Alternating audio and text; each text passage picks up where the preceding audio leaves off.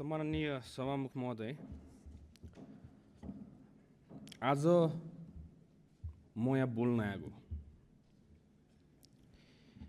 म धेरै साथीभाइहरू देखेँ, मानिसज्यूहरू उठेर घाँटी सुक्ने गरी चिचाइराख्नु भएको थियो, देखेँ मैले। र यो भन्दै गर्दाखेरि चाहिँ हामी गृह मन्त्रालयमा बसेर के गर्ने होला, कसरी गर्ने होला, अब कसरी उहाँहरूलाई सान्त्वना दिने होला, के गर्ने, कसरी मिलाउने होला भनेर सोच्ने हामीले हाम्रो टिम बनाएर हामी कुरा छलफल गरिरहेका थियौँ। म यो सम्मानित सदनलाई सभामुख मार्फत सोध्न चाहन्छु, कतिजना हुनुहुन्छ हिजो त्यो हस्पिटलमा तपाईँहरू? जतिजनालाई घाँटी चिचार गराउनु भइरहेछ यहाँ? घाँटी चिच्याएर कराएर हुँदैन यहाँ सदनमा मात्र। म जनताको सेवा गर्छु भनेर मुखले बोलेर हुँदैन, त्यो मुखले बोलेको 50औं वर्ष भइसक्यो। हामीले हातले गर्नुपर्छ, ठाउँमा गएर गर्नुपर्छ। आफ्नो जनताको सेवा ठाउँमा गएर गर्नुपर्छ, उहाँहरूको पीडाको ठाउँमा बुझेर गर्नुपर्छ। त्यसलाई तपाईँहरू स्टन्टबाजी भनेर भन्नुहुन्छ।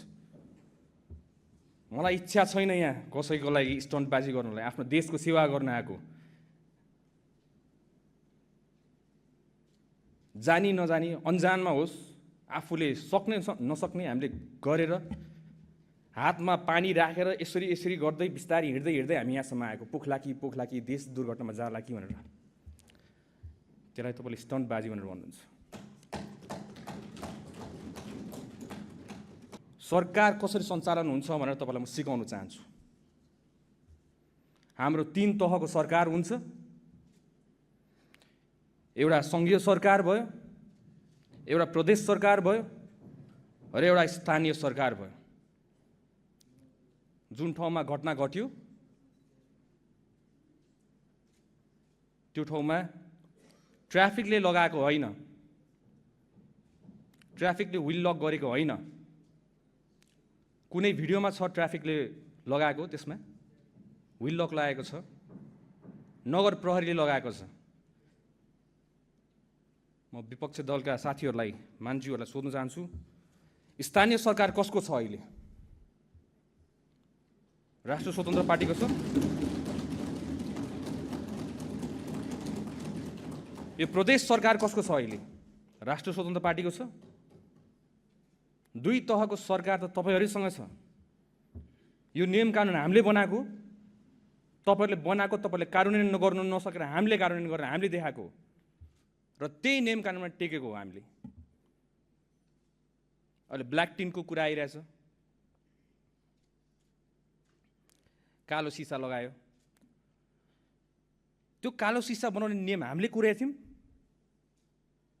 तपाईँहरूले कुर्नु भएको। त्यसलाई हामीले पालना मात्र गराएको। कति कुराहरू तपाईँहरूले जानेर अबुझ गर्नु भएको। किन म धेरै भयो मैले सहेको। अब यो सम्मानित सदनलाई एउटा रेस्पेक्टेड भ्यू पोइन्टबाट हेर्नुपर्छ। यसमा अलि आफूले बोल्दाखेरि एकदम मर्यादा राखेर बोल्नुपर्छ, तर घुटकन भइसक्यो। गाह्रो हुन्छ कहिले तपाईँको यसरी हेर्दाखेरि के आफ्नो देश राम्रो होला भनेर हामीहरू सबै युवाहरू एउटा आशाले लडेका थियौँ र आज आएर विपक्ष दलका साथीहरू, जतिजना मित्रहरू हुनुहुन्छ, जतिजना राजनीतिज्ञहरू हुनुहुन्छ, देश चलाएर 50औं वर्ष राज गरेका माननीयज्यूहरूबाट हामीले सिक्नुपर्नेमा आज हामीले यस्तो कुरा देख्न पाइरहेछौँ। हामीले तपाईँहरूबाट सिक्नुपर्ने होइन र? तपाईँहरूको गल्तीले हामीले सिक्नुपर्ने होइन र? हामी अगाडि बढ्नुपर्ने होइन र? यो देश त तपाईँको पनि हो, हाम्रो बहुमतको सरकार होला, तर यो देश तपाईँको पनि हो। तपाईँलाई पनि जनताले जिताएरै पठाएको। म यत्तिकै यो आँसु झर्छु, किनभने आफूले अथाक प्रयास गर्दा पनि नहुँदाखेरि त्यो चित्तै नबुझ्ने रहेछ। देशको कुन चाहिँ संयन्त्र चलायो? जुन संयन्त्र नेपाल प्रहरी, ट्राफिक प्रहरी जसरी पहिला नेताको मात्र रक्षा गर्नुलाई, आज हिजो राति तपाईँ हेर्नु होला, त्यहाँ रातभरि नेपाल प्रहरी, ट्राफिक प्रहरीहरू बाटोभरि उभिएर बसेका थियो। उहाँहरू VVIP सेक्युरिटी दिएर कसको लागि? गणेश नेपालीको सेफ ट्रान्सफर एयरपोर्टको लागि। रातभरि सुतेका छैनन् उहाँहरू पनि आफ्नो नागरिकको रक्षा गर्नको लागि।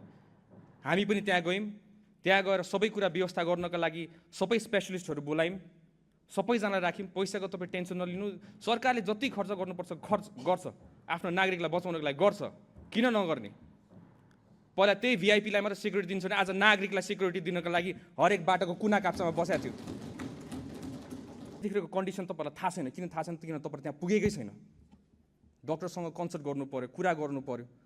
डक्टरहरू हामीले उता इन्डियन साइडलाई पनि हामीले पर्मिसन लिनु पऱ्यो। राति परिसकेको थियो, पर्मिसन लिन परराष्ट्रलाई हामी परराष्ट्र मन्त्री उठ्नुभयो, परराष्ट्र सचिव उठ्नुभयो, इन्डियन एम्बेसीसँग कोर्डिनेसन गर्नुभयो। इन्डियन एम्बेसीसँग कोर्डिनेसन गरेपछि उताको एम्सको टिमलाई रेडी गर्नु पऱ्यो। उतापट्टि आउँदाखेरि फेरि यताबाट एयरप्लेनले हाम्रो एयर एम्बुलेन्स स्ट्यान्ड बाईमा राख्यौँ हामीले। म आफै गएर त्यहाँ निरीक्षण गरेँ, किनभने हाम्रो डोमेस्टिक एयरपोर्ट जाने बाटोमा चाहिँ तपाईँको त्यो पिच भएको छैन। त्यो गल्ती हामीले लिनुपर्ने, पिच नभएको। त्यतिखेर हाम्रो गणेश नेपाली त्यही एम्बुलेन्समा जाँदाखेरि हल्लिएर केही होला कि भनेर डर लागेर मैले राति नै एयरपोर्टमा गएर 10 नम्बर बेमा लिएर आउनुपर्छ तपाईँहरूले, यतापट्टि सजिलो हुन्छ भनेर हामीले भनेर आएको छौँ। र राति एयरपोर्टमा आफै गएको त्यसलाई स्टन्टबाजी भनेर भन्नुहुन्छ भने यस्तो स्टन्टबाजी सबैजनाकोबाट चाहियो आफ्नो नागरिकलाई सेवा गर्नलाई।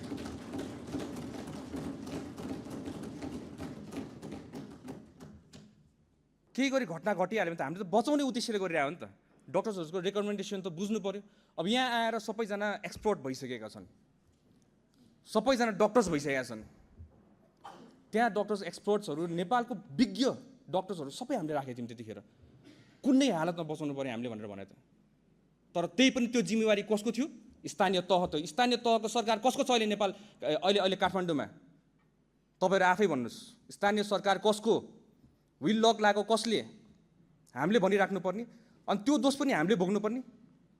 हामीले आफ्नो जिम्मेवारी निभाउँछौँ, जोसुकैले गरेको होस्। आफूले अघि बढ्नुपर्छ, त्यसमा दोष लाउनु हामीलाई छैन। आफूले गर्नुपर्ने कर्तव्य, राज्यले गर्नुपर्ने कर्तव्य त यही त हो त। यसको लागि हामीले एउटा छानबिन समिति पनि एउटा गठन गरेका छौँ। डिआइजी हाम्रो गोविन्द थपलियाको संयोजकतामा 5 सदस्यको छानबिन समिति हामीले गठन गरेका छौँ। 3 जना अहिले हामीले छानबिनको लागि, सोधपुछको लागि नियन्त्रणमा लिएका छौँ। महानगरपालिकाको प्रहरीहरू, उहाँहरूलाई नियन्त्रणमा लिएको छौँ। अनि यसमा हामी निष्पक्ष हिसाबमा हामी छानबिन पनि गर्छौँ। र बुझ्नुपर्ने कुरा एउटा कुरा, हामी गृह मन्त्रालय हामी एन्फोर्स गर्ने हो। ट्राफिकको फाइन कुनै लाउँछ भने ट्राफिकले फाइन त उहाँहरूले कोर्ने होइन नि त। भौतिक तथा यातायात मन्त्रालयको विभाग छ, त्यहाँबाट नियम कानुन बनाएर हाम्रो सदनबाट पास भएर बल्ल त्यो विधेयक हो। तपाईँहरूलाई सिकाउनु पर्ने मैले, जो भर्खरै राजनीतिमा आएको त्यो विधेयक हो भनेर।